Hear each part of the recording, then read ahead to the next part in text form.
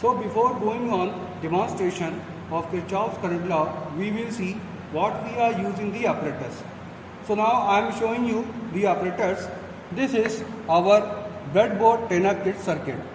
So in this breadboard Tenor kit, we will connect our elements like resistance, connecting wires and our supply.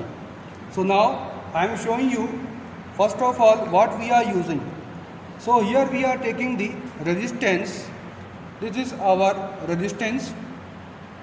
So with the help of resistance we will connect the wire and find out the value of current in each resistance. Now second one, this is our breadboard section. So in this breadboard section we can see I am taking the breadboard. This is our breadboard. In this breadboard we have various tiny hills and we can see these sections are connected over vertically and these are horizontally connected. So now I am showing you this is the back side of our breadboard.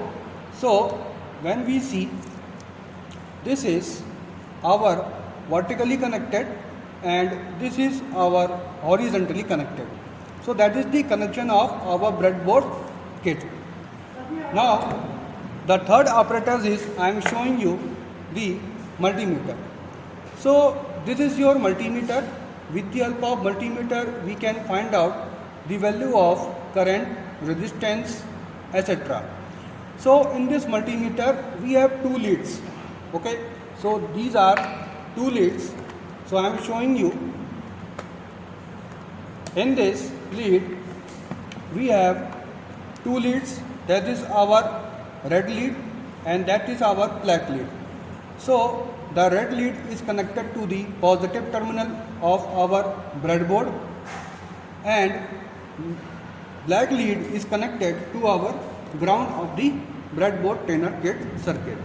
So now before connecting the circuit diagram, now first of all we will find out what is the value of resistance, that we are using the values. So now for calculating the value of resistance we will set the multimeter with the help of selector switch. So this is our selector switch.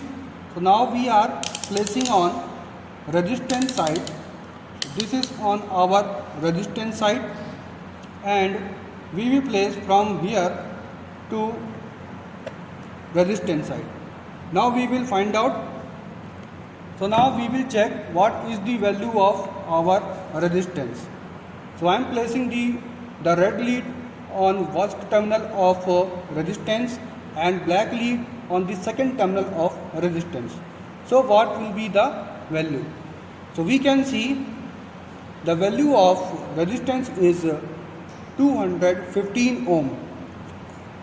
So that is the value of resistance that we are using. So we are taking 4 resistance of all the same values.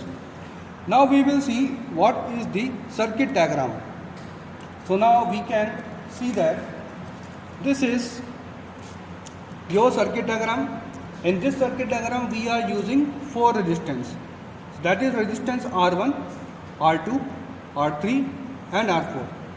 So here we are using our 12 volt DC supply. So in this connection the first terminal of resistance R1 is connected to the positive terminal of 12 volt supply and this is making the node. With the help of this node our resistance R2 and R3 are connected. So the resistance R2 and R4 we are connected in the same manner. That means the second terminal of both resistance are connected to the ground.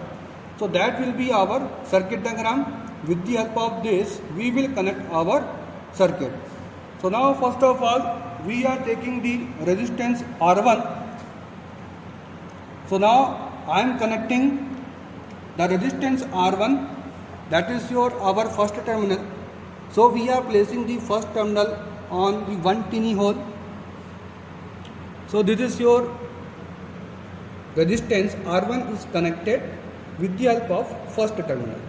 Now we will connect the second terminal of resistance on the second tiny holes.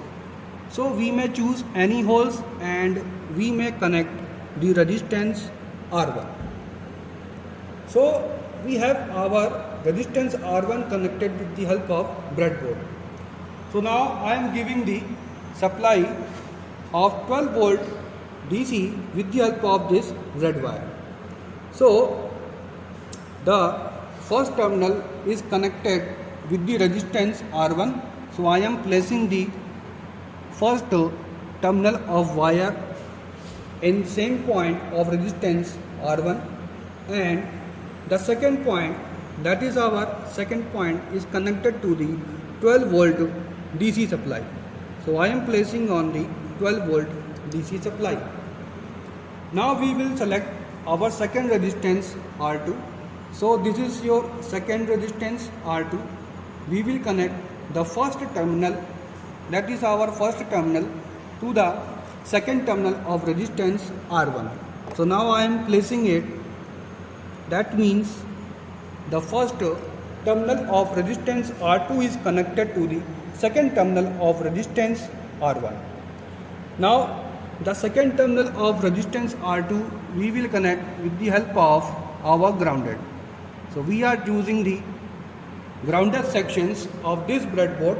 These are horizontally connected. So I have placed the second terminal of resistance to the grounded. Now we will take the resistance R3. So this is your resistance R3. So here we will place the first terminal of resistance R3 to the second terminal of resistance R1. So now I am placing and making a common node. So this is your node we have created, and our resistance R3 is connected with the help of this node. So first terminal is connected. Now we will place our second terminal. So this is your second terminal. Now I am placing it on the other tiny holes of the breadboard. So now we have connected the resistance R3. So this is your resistance R3. Okay, that is our second terminal connected to the other tiny holes of breadboard. Now we will place our resistance R4. So that is your resistance R4. I am placing the first terminal of resistance R4 to the second terminal of resistance R3. So I have placed the first terminal of resistance R4 to the second terminal of resistance R3. Now the remaining second terminal of resistance R4 will be connected to the grounded. So now I am placing it on the grounded. So we have connected our resistance R4. So this is our resistance R4 and that is our resistance R2. So now we can see we have to make the grounded with the resistance R2 and R4. So now for placing that, I am choosing the black wire. With the help of this wire we will make the ground. So the first terminal connected to the grounded section of breadboard, I am connecting the grounded terminal with the help of first terminal of black wire and second terminal to the part of our breadboard of the circuit.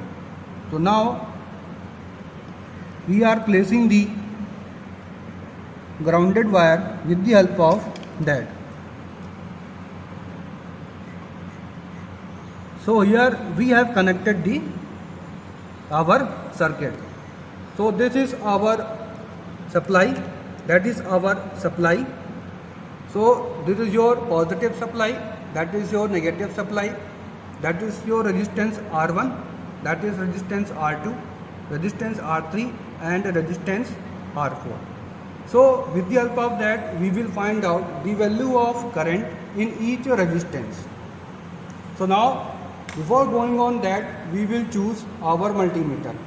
So this is our multimeter.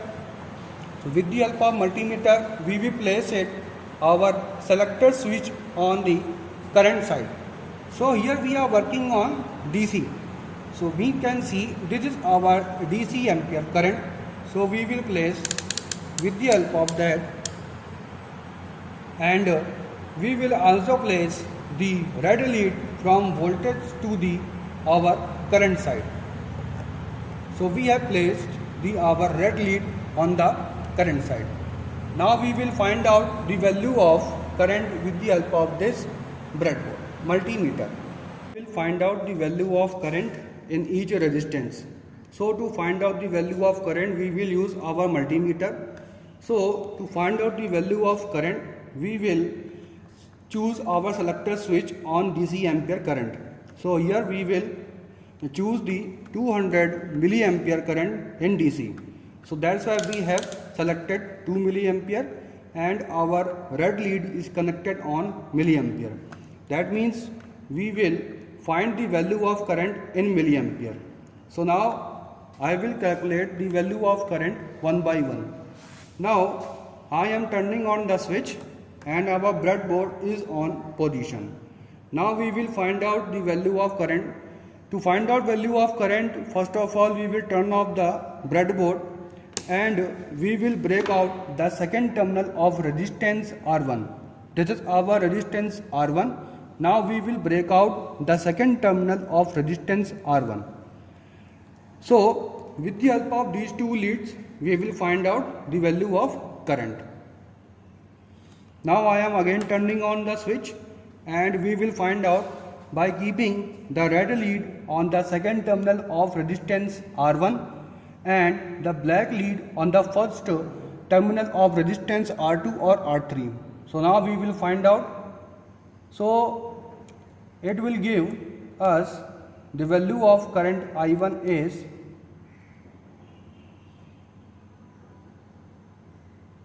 26.9 ampere.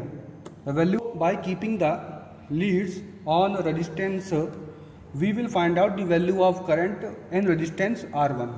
So it is showing the value of current is, so it is showing 32.6 milliampere current in resistance R1.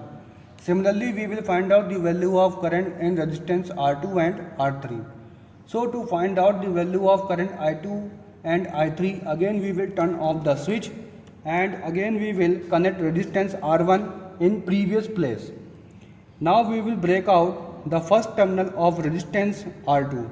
So now I am breaking out the first terminal of resistance R2 and again we will turn on the circuit and find out the value of current I2 and resistance R2. So now I am keeping the black lead on the first terminal of resistance R2 and red lead on the first terminal of resistance R3.